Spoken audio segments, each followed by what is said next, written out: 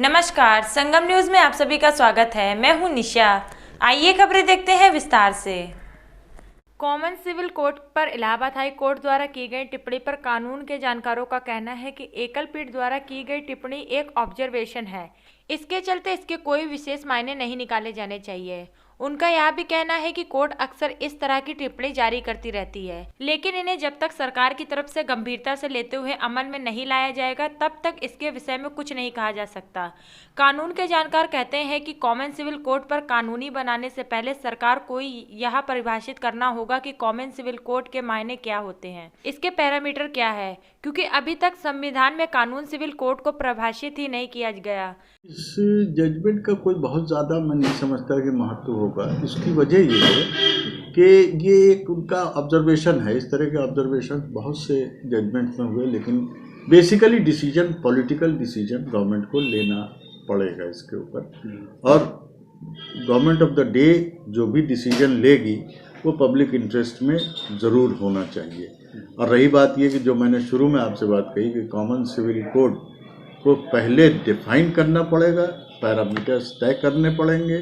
जब पैरामीटर्स तय हो जाएंगे फिर उसके फ्रेमवर्क में देखिए, आपने लॉ कमीशन गवर्नमेंट ने बनाया था जस्टिस BS चौहान की चेयरमैनशिप में। उन्होंने कहा पॉसिबल नहीं है इस तरह से लागू करना। अभी ये रिपोर्ट आ चुकी है, चुपचाप उसको बट्टे खाते में डाल दिया गया, उसको डस्टबिन में डाल दिया गया उस रिपोर्ट को। तो उसी तरह से ये सब जजमेंट्स हैं। ये जजमेंट्स पॉलिसी डिसीजन पे अल्टीमेटली पॉलिटिकल लीडरशिप को डिसीजन लेना पड़ेगा। कोर्ट्स जो हैं सिर्फ बहुत से बहुत हो सकता है कि एक सजेशन दे सकते हैं, जैसे ये भी एक तरह का सजेशन है कोर्ट को। ये बाइंडिंग होगा कि नहीं होगा ये तभी पॉसिबल होगा जब पॉलिटिकल गवर्नमेंट जो है इसके ऊपर कोई इनिशिएटिव ले। Akhil Bharatiya railway police protection force badminton, table tennis और लॉन टेनिस टूर्नामेंट का शुभारंभ आज प्रयागराज के नॉर्थ सेंट्रल हेडक्वार्टर के रेल गांव स्थित स्टेडियम में किया गया।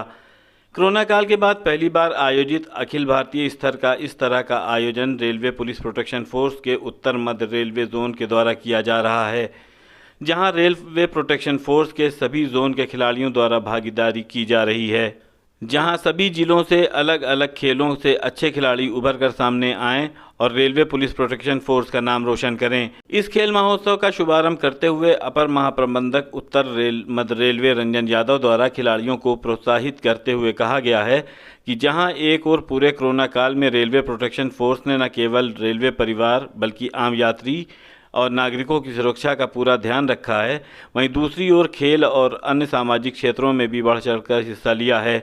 वहीं RSP सिंह DIG RPF उत्तर मध्य रेलवे द्वारा बताया गया कि अगले वर्ष होने वाले अखिल भारतीय पुलिस मीट को देखते हुए इस कार्यक्रम का आयोजन किया जा रहा है। इसके अलावा आगामी पुलिस मीट के बाद रेलवे प्रोटेक्शन फोर्स के खिलाड़ियों की नज़र एशियाई खेलों की ओर होगी और वहां पर भी अच्छा प्रदर्शन करते हुए मेडल जीत सकते हैं। अखिल भारतीय RPF का आयोजन है बैडमिंटन और अन्य खेलों को लेकर के। इसका पर्पस है कि जो आने वाला पुलिस मीट होगा जिसमें कि सभी पैरामिलिट्री और पुलिस के जो गेम्स होते हैं उसमें RPF की टीम तैयार है, और उस पर्पस से हम इसका आयोजन कर रहे हैं। यहाँ बेस्ट जो हमारे चयनकर्ता हैं वो बेस्ट खिलाड़ी सिंगल्स डबल्स के लिए चुनेंगे और यहाँ से हमारी टीम फिर आने वाली पुलिस मीट में पार्टिसिपेट करेगी।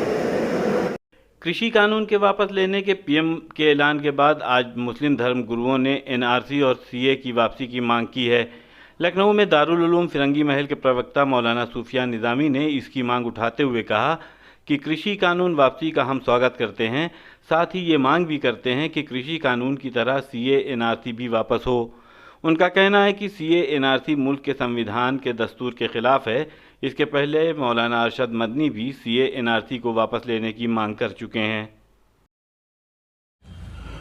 देखिए, जिस तरीके से भारत की सरकार ने और हमारे वज़ीर आज़म ने किसानों के हुकूक़ को मद्देनज़र रखते हुए तीनों कृषि कानून को वापस लेने की घोषणा की है, हम इसका इस्तकबाल करते हैं और हम वज़ीर आज़म से ये गुजारिश करते हैं कि CA और NRC के नाम पर जो काला कानून पास किया गया है उसको भी कहीं ना कहीं वापस लेने की ज़रूरत है, इसलिए कि ये कानून हमारे मुल्क के संविधान के ख़िलाफ़ है, दस्तूर के ख़िलाफ़ है और बड़े पैमाने पर मज़हब की बुनियाद पर तफरीक करने वाला कानून है। और जाहिर है कि हमारे मुल्क का कॉन्स्टिट्यूशन मज़हब की बुनियाद पर किसी किस्म की तफरीक को बर्दाश्त करने की इजाज़त नहीं देता है। इसलिए ये कानून जो एक ख़ास मज़हब के मानने वालों के लिए लाया गया है, ख़ास तौर पर मुसलमानों के लिए जो लाया गया है, ये कानून को वापस लेने की ज़रूरत है। और इस तरीके के जो कानून बनेंगे ज़ाहिर है कि वो हमारे मुल्क के कॉन्स्टिट्यूशन की खिलाफ वर्जी करेंगे। इसलिए जिस तरीके से कृषि कानून को वापस लिया गया है, CA और NRC के कानून को वापस लेने की सख्त ज़रूरत है। अखाड़ा परिषद के अध्यक्ष महंत नरेंद्र गिरी की संदिग्ध मौत के मामले में जांच कर रही CBI ने आज तीनों आरोपियों की चार्जशीट CGM कोर्ट में दाखिल कर दी। CBI ने जेल में बंद तीनों आरोपियों आनंद गिरी, आद्या तिवारी और संदीप तिवारी के खिलाफ दाखिल चार्जशीट की है। खबर यह भी है कि CBI ने तीनों को महंत की खुदकुशी के लिए जिम्मेदार माना है। महंत नरेंद्र गिरी की मौत के ठीक 60 दिन के बाद ये चार्जशीट दाखिल की गई है। इससे पहले CGM कोर्ट ने चार्जशीट का संज्ञान लेते हुए 25 नवंबर की तारीख तय की थी। 25 नवंबर को मामले की अगली सुनवाई होगी। घर घर कूड़ा उठाने और प्रधानमंत्री नरेंद्र मोदी के स्वच्छता मिशन कार्यक्रम को साकार करने में प्रयागराज एक बार फिर फिसड्डी साबित हुआ है। केंद्र सरकार द्वारा जारी स्वच्छता सर्वेक्षण 2021 में प्रदेश में प्रयागराज को इस बार 5वां स्थान हासिल हुआ है।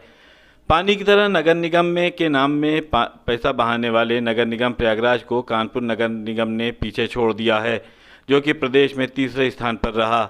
लखनऊ नगर निगम ने उत्तर प्रदेश में हासिल किया है पहला स्थान, वहीं दूसरे स्थान पर गाजियाबाद तथा तीसरे स्थान पर कानपुर रहा। चौथे स्थान पर आगरा और 5वें स्थान पर प्रयागराज है। प्रयागराज को 3613 अंक हासिल हुए हैं। हमारे जहाँ पर घर है, हमारा निवास है, गली पड़ता चकिया करबला पता है ये, और वहाँ पर सफाई कर्मी आता नहीं। पहली बात, अगर आता भी है तो वहाँ पर एक सुअर की मांस की दुकान है, वहीं पर खा पी के सारा पी के पड़ा रहता है। सुपरवाइज़र भी कहने से उससे कोई फ़र्क ज़्यादा पड़ता नहीं है।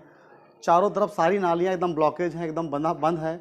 चारों तरफ कूड़े का अंबार है। रास्ता मतलब आप कूड़े पर से चढ़ के आना पड़ेगा, आपको जाना पड़ेगा, इतनी ज़्यादा गंदगी है, कोई भी आता नहीं है।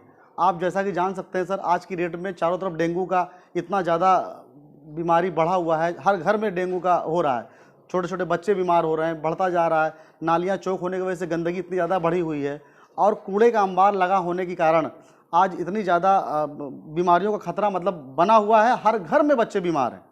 आज पूरे शहर में कह लीजिए ये इस चीज़ को लेकर परेशानी आ रही है। तो मैं चाहूँगा कि यहाँ पर साफ़ सफाई की व्यवस्था सुचारू रूप से हो, क्योंकि मुझे कई जगह कहने पर, कई लोगों से बताने के बावजूद भी यहाँ पर कोई प्रकार का साफ़ सफाई का कोई संयोजन हो नहीं पाता। वहाँ पर एक सुपरवाइज़र है जिसका नाम है सुमित, उसको हम जब बात कंप्लेन करते हैं, कहते भी हैं, तो वो हमसे यही बताता है कि हमने भेजा था, लड़के को, सफाई कर्मी को भेजा था, बट कोई सफाई कर्मी आता नहीं है।